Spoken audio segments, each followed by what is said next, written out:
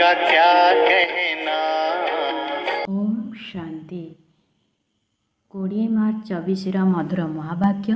मीठा बाबा कहे मिठे बच्चे तुम मानकर गुप्त खुशी रहिबा दरकार जे आमे परमात्मा पितांकर यूनिवर्सिटीर विद्यार्थी अटु। भविष्यत नुआ दुनियार संपत्ति पाइबा पाई पाठ पढ़ुचु। प्रश्न सर्वदा क्यों स्मृति रे रहिले दैवी गुणर धारण हेबाकू लागिबो। उत्तर आमे आत्मा माने शिव बाबांकर संतान। बाबा आमको कंटारू फूल करने पाई आछंती। एही स्मृति सर्वदा रहिले दैवी गुणर धारण हेबाकू लागिबो। पाठ पढ़ा और योग प्रति पूरा पूरा ध्यान रहो। विकार गुड़िक प्रति घृणा भाव रहो।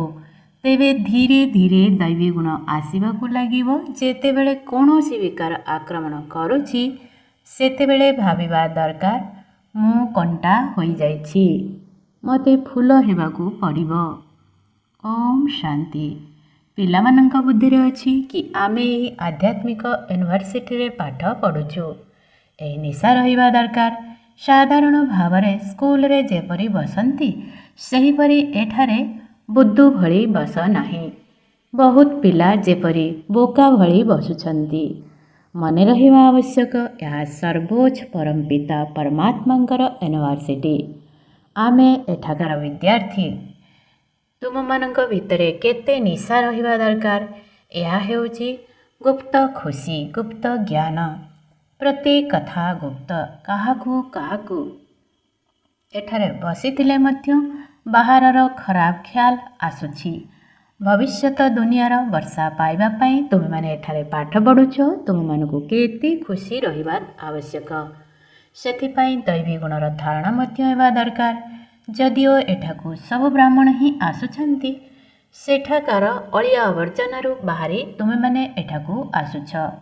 तेणु तुम मानक केते खुशी रहिबा आवश्यक। सारा दुनिया वर्तमान जेपरि पंकरे पड़िछि। केउठी कलिजुगर पंक, केउठी सत्यजुगी फूलर बगीचा। कली जुगरे जणे अन्य जनकू कंटा लगाउछंती। तुमे माने तो एबे फूल हेबाकू जाउछ। तेबे केते खुशी रे रहिबा दरकार। आमे एबे फूल हेउछु। एहा तो बगीचा अटे। बाबांकू बगीचार मालिक हुआ जाए। बगीचार मालिक आसी तुम मानकू कंटारू फूल करुछंती। ए कथा तो पिला मानकू जଣା थिबा दरकार जे आमे क्यों फूल हेउछु। एठारे बगीचा मध्य अछि। मुरली शुणी बगीचा को जाई फूल सह निजर तुलना कर। आमे किपरि फूल, आमे कंटा तो नुह। जेतेबेले क्रोध आसुछि बुझिबा दरकार जे मु कंटा, मोठारे क्रोधर भूत अछि। निज प्रति घृणा आसीबा दरकार। क्रोध तो समस्तंक सामना को आसी जाउछि। काम तो समस्तंक सम्मुखरे होई परिबो नाही। ता तो गुप्तरे करंती। क्रोध तो प्रत्यक्ष। क्रोधर प्रभाव अल्प दिन चले।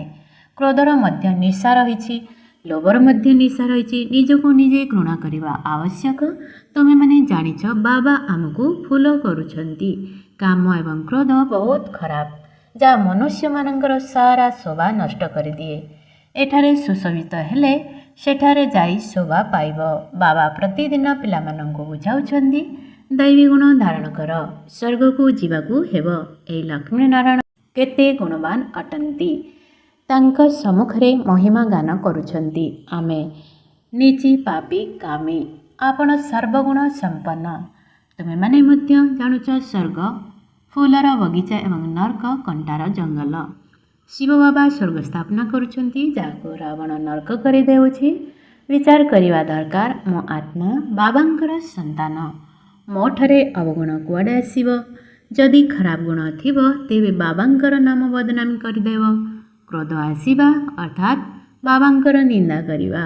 क्रोधर भूत आसिला अर्थात बाबांको भूलिगल। बाबांको स्मृति रे रहिले कौनसी भी भूत आसीबो नाही। जदि काहा हृदय रे दुख देउछ तेबे तार प्रभाव निश्चिंत पड़िथाए। थरे जदि क्रोध करिबो तेबे 6 मास पर्यंत समस्तंग बुद्धि रे रहे। ये क्रोधी अटंती। पुणी मनरे भावना कम हो जाए। सेमाने बापदादांक हृदय भी ओलाई जाती। एही दादा मध्य विश्वर मालिक हेउछंती। तेबे तांकठारु निश्चिंत बहुत विशेषता थिबो। परंतु जदि भाग्य रे नथिबो तेबे पुरुषार्थ करिवे नाही। କେତେ ସହଜ ପୁରୁଷାର୍ଥ କେବଳ ବାବାଙ୍କୁ ମନେ ପକାଇଲେ ଆତ୍ମା ସ୍ୱଚ୍ଛ ହୋଇଯିବ। ଅନ୍ୟ କିଛି ଉପାୟ ନାହିଁ। ବର୍ତ୍ତମାନ ରାଜଋଷି ତ କେହି ନାହାନ୍ତି। ରାଜଯୋଗର ଶିକ୍ଷା କେବଳ ବାବା ଦେଇଥାନ୍ତି।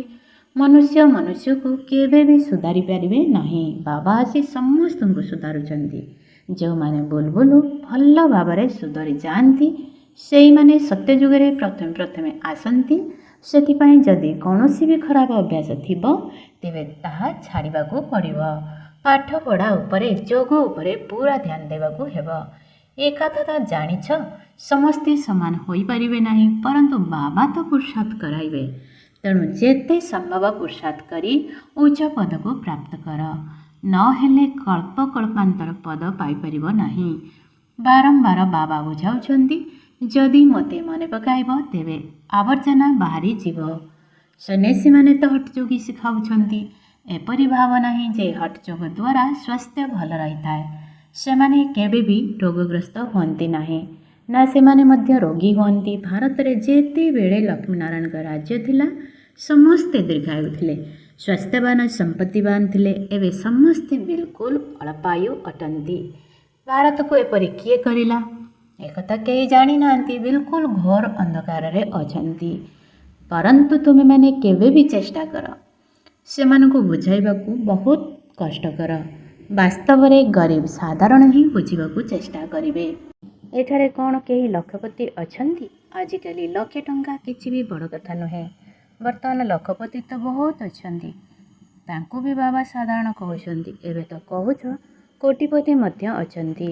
ବିବାହରେ କେତେ ଖର୍ଚ୍ଚ କରୁଛନ୍ତି ତୁମମାନଙ୍କୁ ବହୁତ ଯୁକ୍ତିର ସହିତ ବୁଝାଇବାକୁ ହେବ, ଯାହାଦ୍ୱାରା କାହାକୁ ତୀର ଲାଗିଯିବ।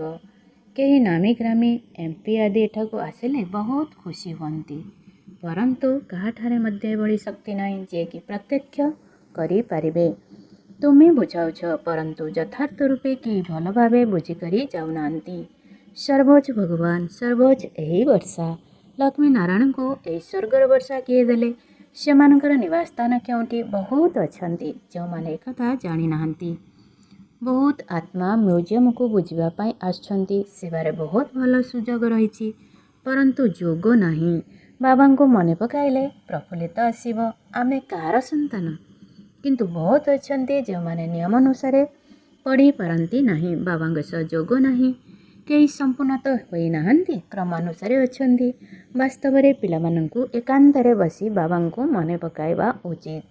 ବାବାଙ୍କ ଠାରୁ ଆମେମାନେ ସ୍ୱର୍ଗର ବର୍ଷା ପାଉଛୁ। ଏହି ଦୁନିଆରେ ଆମେ ହିଁ ସବୁଠାରୁ ପତିତ ହୋଇଛୁ। ତେଣୁ ଆମମାନଙ୍କୁ ହିଁ ପବିତ୍ର ହେବାକୁ ପଡ଼ିବ। ଏକଥା ଭଲ ଭାବରେ ମନେ ରଖିବା ଉଚିତ। ବାବା ସବୁ ପ୍ରକାରର ମତ ଦେଉଛନ୍ତି, ଏମିତି କର। ଯେପରି ମହାରାଣୀ ଭିକ୍ଟୋରିଆଙ୍କର ମନ୍ତ୍ରୀ ଗରିବ ଥିଲେ, ରାସ୍ତା କଡ଼ର ଲାଇଟରେ ପାଠ ପଢ଼ି ଉଚ୍ଚପଦ ପ୍ରାପ୍ତ କଲେ, କାରଣ ତାଙ୍କୁ ପାଠପଢ଼ାରେ ସଉକ ଥିଲା। ଏ ପାଠ ମଧ୍ୟ ଗରିବମାନଙ୍କ ପାଇଁ ଉଦ୍ଦିଷ୍ଟ। ବାବା ଦୀନବନ୍ଧୁ। ସାହୁକାରମାନେ କ'ଣ ଭଗବାନଙ୍କୁ ମନେ ପକାଇ ପାରିବେ? କହିବେ ଆମ ପାଇଁ ତ ଏଇଠିକାର ହିଁ ସ୍ୱର୍ଗ। ଆରେ ବାବା ଏପର୍ଯ୍ୟନ୍ତ ସ୍ୱର୍ଗ ସ୍ଥାପନା କରିନାହାନ୍ତି, ଏବେ କରୁଛନ୍ତି। ତେଣୁ ବାବାଙ୍କୁ ମନେ ପକାଅ, ପାବନ ନିଶ୍ଚିନ୍ତ ହେବ। ପିଲାମାନଙ୍କୁ ଯୁକ୍ତି ରଚନା କରିବାକୁ ପଡ଼ିବ।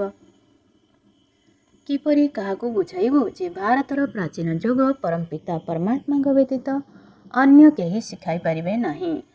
ହଠଯୋଗ ନିବୃତ୍ତିମାନଙ୍କ ପାଇଁ ବାବା ବୁଝାଉଛନ୍ତି। ଯେତେବେଳେ କାହାର କଲ୍ୟାଣ ହେବାର ଥିବ ସେତେବେଳେ ସେ ଏହିପରି ଲେଖିବେ। ଏବେ ଡେରି ଅଛି, ତେଣୁ କାହା ବୁଦ୍ଧିରେ ଆସୁନାହିଁ। ଏହା ତୁମର ଈଶ୍ୱରୀୟ ମିଶନ। ତୁମମାନଙ୍କୁ ମନୁଷ୍ୟକୁ ଦେବତା କରିବାର ସେବା କରିବାକୁ ହେବ। ଦୁନିଆରେ ଅନେକ ପ୍ରକାରର ମତ ବାହାରି ଚାଲିଛି ଏବଂ ତାହାର କେତେ ଆଡ଼ମ୍ବର ମଧ୍ୟ ହେଉଛି, କେତେ ଅନ୍ଧଶ୍ରଦ୍ଧା ରହିଛି, ରାତି ଦିନର ଫରକ ରହିଛି। ତୁମେ ବ୍ରାହ୍ମଣମାନଙ୍କ ମଧ୍ୟରେ ରାତି ଦିନର ଫରକ ରହିଛି। କେହି ତ କିଛି ବି ଜାଣି ନାହାନ୍ତି। ଏହା ବହୁତ ସହଜ କଥା ଯେ ନିଜକୁ ଆତ୍ମା ନିଶ୍ଚୟ କର ଏବଂ ବାବାଙ୍କୁ ମନେ ପକାଅ, ତେବେ ପାପ କଟିଯିବ। ଦୈବୀ ଗୁଣକୁ ଧାରଣ କର, ତେବେ ଏପରି ହୋଇଯିବ। ଡେଙ୍ଗୁରା ପିଟ। ଯଦି ଦେହ ଅଭିମାନକୁ ତ୍ୟାଗ କରି ଦେଇଛ ତେବେ ଢୋଲ ବଜାଇ ସମସ୍ତଙ୍କୁ କୁହ ବାବା ଆସିଛନ୍ତି। ସିଏ କହୁଛନ୍ତି ମୋତେ ମନେ ପକାଅ, ତେବେ ତୁମେମାନେ ପତିତରୁ ପାବନ ହୋଇଯିବ। ଘରେ ଘରେ ଏହି ପରିଚୟ ଦିଅ। ସମସ୍ତଙ୍କ ଉପରେ କଳଙ୍କି ଲାଗିଯାଇଛି। ଦୁନିଆ ତମ ପ୍ରଧାନ ହୋଇଯାଇଛି। ତେଣୁ ସମସ୍ତଙ୍କୁ ବାବାଙ୍କ ସନ୍ଦେଶ ନିଶ୍ଚିନ୍ତ ପହଞ୍ଚାଅ। ପରେ ତୁମମାନଙ୍କୁ ବାହା ବାହା କରିବେ କହିବେ ସବୁ ଏମାନଙ୍କର ଚମତ୍କାର। କେତେ ଜାଗ୍ରତ କରାଇଲେ ତଥାପି ଆମେ ଉଠିଲୁ ନାହିଁ। ଯିଏ ଜାଗ୍ରତ ହେଲେ ସେମାନେ ପାଇଲେ, ଯିଏ ଶୋଇ ରହିଲେ ସେମାନେ ହରାଇଲେ। ବାବା ବାସାଇ ଦେବାକୁ ଆସୁଛନ୍ତି ତଥାପି ବି ହରାଇ ଦେଉଛନ୍ତି। ସେବାର ଉପାୟ ରଚନା କରିବା ଦରକାର। ବାବା ଆସି କହୁଛନ୍ତି ମାମେକମ୍ ୟାଦ କର, ଅର୍ଥାତ୍ ମୋତେ ମନେ ପକାଅ, ତେବେ ବିକର୍ମ ବିନାଶ ହେବ। ପବିତ୍ର ହୋଇ ପବିତ୍ର ଦୁନିଆର ମାଲିକ ହୋଇଯିବ। ଯଦି ଯୋଗ ନ କରିବ ତେବେ ପାପ କଟିବ ନାହିଁ, କିଛି ବି କଳଙ୍କ ନ ରହୁ, ତେବେ ଯାଇ ଉଚ୍ଚ ପଦ ପାଇବ, ନଚେତ୍ ପଦ ମଧ୍ୟ କମ ମିଳିବ, ପୁଣି ଦଣ୍ଡ ମଧ୍ୟ ଭୋଗିବାକୁ ପଡ଼ିବ। ସେବାରେ ବହୁତ ଭଲ ମାର୍ଜିନ୍ ବା ଲାଭ ରହିଛି। ସାଥିରେ ଚିତ୍ର ନେଇଗଲେ ସେବା କରିପାରିବ। ଏପରି ଚିତ୍ର ତିଆରି କରିବା ଦରକାର ଯାହା ଖରାପ ହେବ ନାହିଁ। ଏହି ଚିତ୍ର ବହୁତ ଭଲ ଜିନିଷ, ବାକି ମଡ଼େଲ ତ ଦେଖଣା ସଦୃଶ। ବଡ଼ ବଡ଼ ଲୋକଙ୍କ ପାଖରେ ବଡ଼ ବଡ଼ ଚିତ୍ର ଥାଏ, ହଜାର ହଜାର ବର୍ଷ ଧରି ରହିଥାଏ। ତୁମର ଏହି 6ଟି ଚିତ୍ର ଯଥେଷ୍ଟ। କୁହ ଏହି ସୃଷ୍ଟିଚକ୍ର କିପରି ଘୁରୁଛି, ଆମେ ଆପଣଙ୍କୁ ବୁଝାଇବୁ। ଏହି ଚକ୍ରକୁ ମନେ ପକାଇଲେ ତୁମେମାନେ ଚକ୍ରବର୍ତ୍ତୀ ରାଜା ହୋଇଯିବ। ଏହି ବ୍ୟାଚ୍ ମଧ୍ୟ ବହୁତ ଭଲ, ପରନ୍ତୁ ତା'ର ମୂଲ୍ୟ ପିଲାମାନଙ୍କ ପାଖରେ ନାହିଁ। ଏହା ଉପରେ ମଧ୍ୟ ତୁମେମାନେ ବୁଝାଅ, ତେବେ ତୁମର ସେବା ଜମାଖାତା ବହୁତ ଜମା ହୋଇଯିବ। ଏ ବ୍ୟାଚ୍ ଛାତିରେ ଲାଗି ରହିଥାଉ। ବାବା ବ୍ରହ୍ମାଙ୍କ ଦ୍ୱାରା ଏହି ବର୍ଷା ଦେଉଛନ୍ତି। ଟ୍ରେନରେ ମଧ୍ୟ ପ୍ରତ୍ୟେକ ଯାତ୍ରୀଙ୍କ ନିକଟକୁ ଯାଇ ବୁଝାଅ। ଛୋଟ ଛୋଟ ପିଲାମାନେ ମଧ୍ୟ ବୁଝାଇ ପାରିବେ। ତୁମକୁ କେହି ମନା କରିପାରିବେ ନାହିଁ। ବ୍ୟାଚ୍ ଏପରି ଜିନିଷ, ହୀରା ଲୀଳା, ଫୁଲ, ଫଳ, ମହଲ ସବୁ କିଛି ଏଥିରେ ସମାହିତ ହୋଇ ରହିଛି। କିନ୍ତୁ ଏସବୁ କଥା ପିଲାମାନଙ୍କ ବୁଦ୍ଧିରେ ଆସୁନାହିଁ। ବାବା ବହୁତ ଥର ବୁଝାଇଛନ୍ତି ଏହି ଚିତ୍ର ସାଥିରେ ନିଶ୍ଚିନ୍ତ ରଖ। ତୁମକୁ କେହି କେହି ଓଲଟା ସୋଲଟା ବି କହିବେ। ଶ୍ରୀକୃଷ୍ଣଙ୍କୁ ବି ଗାଳି ମିଳିଥିଲା ନା, ନେଇ ପଳାଉଥିଲେ, ଏହା କରୁଥିଲେ, କିନ୍ତୁ ସେମାନଙ୍କୁ ବି ପାଟରାଣୀ କଲେ ନା। ବିଶ୍ୱର ମାଲିକ ହୋଇ ଏପରି କାମ କରିବେ କି? ଏହି ଜ୍ଞାନରେ ବହୁତ ନିଶା ରହିବା ଦରକାର। ଆମେ ଚାହୁଁଛୁ ଜଲ୍ଦି ବିନାଶ ହୋଇଯାଉ, ପୁଣି କହୁଛନ୍ତି ଏବେ ତ ବାବା ସାଥିରେ ଅଛନ୍ତି। ଯଦି ବାବାଙ୍କୁ ଛାଡ଼ିଦେବ ତେବେ ବାବା ପୁଣି 5000 ବର୍ଷ ପରେ ଯାଇ ମିଳିବେ। ତେଣୁ ଏପରି ବାବାଙ୍କୁ ଆମେ କିପରି ଛାଡ଼ିବୁ? ଆମେମାନେ ବାବାଙ୍କ ପାଖରେ ପଢ଼ିବୁ। ଏହା ବ୍ରାହ୍ମଣମାନଙ୍କର ସର୍ବୋଚ୍ଚ ଜନ୍ମ। ଏପରି ବାବା ଯିଏ ଆମକୁ ରାଜତ୍ୱ ଦେଉଛନ୍ତି, ଆଉ ତ ଆମେ ତାଙ୍କ ସହିତ ମିଶିପାରିବୁ ନାହିଁ। ପରନ୍ତୁ ଗଙ୍ଗା ତଟରେ ଯିଏ ରହନ୍ତି ସେମାନେ ଗଙ୍ଗାକୁ ଏତେ ମହତ୍ତ୍ୱ ଦିଅନ୍ତି ନାହିଁ। ବାହାରବାଲା କେତେ ମହତ୍ତ୍ୱ ଦେଉଛନ୍ତି। ଏଠାରେ ବି ବାହାରବାଲା ସମର୍ପଣ ହୋଇଯାଆନ୍ତି। ଯଦି ଯୋଗବଳ ନାହିଁ ତେବେ କାହା ପାଖରେ ମଧ୍ୟ ବୁଝାଇବାର ପ୍ରଭାବ ପଡ଼ିବ ନାହିଁ। କିଛି ବି ବୁଝିବେ ନାହିଁ। ବହୁତ ଆସୁଛନ୍ତି, ଲେଖୁଛନ୍ତି ମଧ୍ୟ, ଏମିତି ଏମିତି ବୁଝାଇଲୁ, ବହୁତ ଭଲ ବୋଲି କହୁଛନ୍ତି। ବାବା ଜାଣୁଛନ୍ତି, ଏପରି ଶୁଣୁଛନ୍ତି ଯେପରି ନ ଶୁଣିଲା ପରି, ଯେପରି କିଛି ବି ବୁଝି ନାହାନ୍ତି, ବାବାଙ୍କୁ ଜାଣିନାହାନ୍ତି। ଯଦି କିଛି ବୁଝିବେ ତେବେ ଏପରି ବାବାଙ୍କ ସହ ନିଶ୍ଚିନ୍ତ ସମ୍ପର୍କ ରଖିବେ, ଚିଠି ଲେଖିବେ। ତୁମମାନଙ୍କୁ ପଚାରିବେ ଯେ ଏପରି ବାବାଙ୍କୁ ଚିଠି କିପରି ଲେଖୁଛ ବତାଅ। ଶିବ ବାବା ମାର୍ଫତ ବ୍ରହ୍ମା ଏକଦମ ଲେଖିବାରେ ଲାଗିଯିବେ। ଇଏ ତ ରଥ ଅଟନ୍ତି ନା, ପରନ୍ତୁ ଅଧିକ ମୂଲ୍ୟ ତାଙ୍କର, ଯିଏ ଏହାଙ୍କ ମଧ୍ୟରେ ପ୍ରବେଶ କରିଛନ୍ତି। ସେବା କରି କରି ବହୁତ ପିଲାଙ୍କ ଗଳା ପଡ଼ିଯାଉଛି, ପରନ୍ତୁ ଯୋଗର ଶକ୍ତି ନାହିଁ, ତେଣୁ ତୀର ଲାଗୁନାହିଁ। ଏହାକୁ ମଧ୍ୟ ଡ୍ରାମା କୁହାଯିବ। ଯଦି ବାବାଙ୍କୁ ଜାଣିଯିବେ ତେବେ ବାବାଙ୍କ ସହ ମିଶିବା ବିନା ରହିପାରିବେ ନାହିଁ। ଆମେ ବାବାଙ୍କ ପାଖକୁ ଯାଉଛୁ, ତେଣୁ ଟ୍ରେନରେ ମଧ୍ୟ ଯୋଗଯୁକ୍ତ ହୋଇ ଆସ। ବିଦେଶରୁ ଆସିବା ସମୟରେ ସ୍ତ୍ରୀ, ପିଲା, ଛୁଆ ସମସ୍ତେ ମନେ ପଡ଼ନ୍ତି। ଆମେ କାହା ପାଖକୁ ଯାଉଛୁ, ତେଣୁ ରାସ୍ତାରେ କେତେ ଖୁସି ରହିବା ଦରକାର। ସେବା କରି କରି ଆସିବା ଦରକାର। ବାବା ହେଉଛନ୍ତି ସାଗର, ଦେଖୁଛନ୍ତି ପିଲାମାନେ ଅନୁସରଣ କରୁଛନ୍ତି। ଜ୍ଞାନର ଲହଡ଼ି ଉଠୁଛି, ତେଣୁ ବାବା ଦେଖି ଖୁସି ହେଉଛନ୍ତି। ଇଏ ତ ବହୁତ ଭଲ ସୁପୁତ୍ର ସନ୍ତାନ। ଅମୃତ ବେଳା ଯୋଗରେ ବହୁତ ଫାଇଦା ରହିଛି। ଏପରି ନୁହେଁ ଯେ କେବଳ ଅମୃତ ବେଳାରେ ଯୋଗ କରିବ। ଉଠିବା, ବସିବା, ଖାଇବା ପିଇବା ସମୟରେ ମଧ୍ୟ ବାବାଙ୍କୁ ମନେ ପକାଇବାକୁ ହେବ ଏବଂ ସେବା କରିବ। ତେବେ କୁହାଯିବ ତୁମେମାନେ ଯାତ୍ରାରେ ଅଛ। ଆଚ୍ଛା, ମିଠେ ମିଠେ ଶିଖିଲ ଦେଶ ସନ୍ତାନମାନଙ୍କ ପ୍ରତି ମାତା ପିତା ବାପଦାଦାଙ୍କର ମଧୁର ସ୍ନେହଭରା ସ୍ମୃତି ଏବଂ ସୁପ୍ରଭାତ। ଆତ୍ମିକ ପିତାଙ୍କର ଆତ୍ମିକ ସନ୍ତାନମାନଙ୍କୁ ନମସ୍ତେ। ଆତ୍ମିକ ସନ୍ତାନମାନଙ୍କର ଆତ୍ମିକ ମାତା ପିତାଙ୍କୁ ନମସ୍ତେ ନମସ୍ତେ ନମସ୍ତେ। ଧାରଣା ପାଇଁ ମୁଖ୍ୟ ସାର 1. କାହାର ହୃଦୟକୁ ଦୁଃଖୀ କରିବା ଉଚିତ ନୁହେଁ। ଭିତରେ ଯଦି କୌଣସି ଭୂତ ଅଛି ତେବେ ତାକୁ ଯାଞ୍ଚ କରି ବାହାର କରିଦେବାକୁ ହେବ। ଫୁଲ ହୋଇ ସମସ୍ତଙ୍କୁ ସୁଖ ଦେବାକୁ ହେବ।